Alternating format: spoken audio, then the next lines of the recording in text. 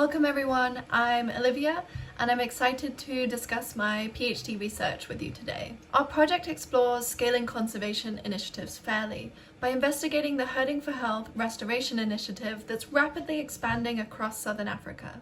Scaling up the protection and restoration of nature is a major global priority and also a challenge. Fortunately, there's a growing body of evidence describing how to scale effectively. Successful conservation initiatives often share certain characteristics, like aligning with local traditions, providing benefits to adopters, and spreading through community networks.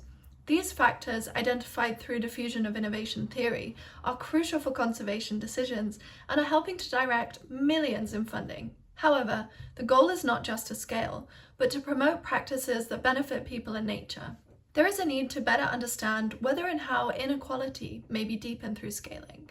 So far, studies have shown that exclusion from decision-making and benefits can create negative social and ecological outcomes, undermining conservation efforts. This is influenced by power dynamics, which can be visible or hidden, flowing through individuals, institutions, and even narratives. Unraveling these dynamics to identify the social axes that divide access to herding for health will help to situate equity in scaling. The ultimate goal of this project is to help inform equitable rangeland restoration scaling strategies across Southern Africa.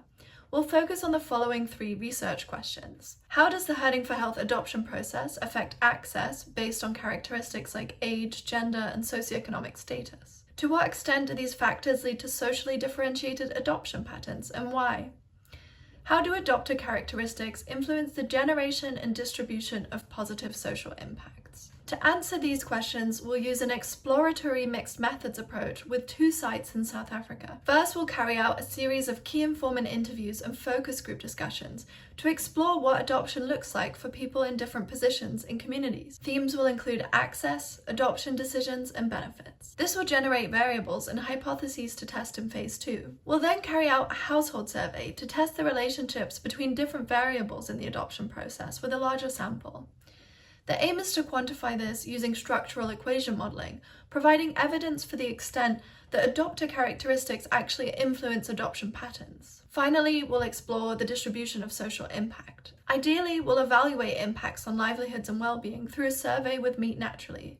However, I could also build a conceptual model based on the first 2 phases. The implications of this project are twofold.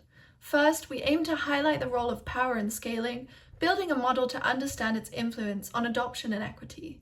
And second, we aim to provide evidence to shape the expansion of Herding for Health through tool and policy development. Thank you very much for listening, and to everyone who has helped create this project so far.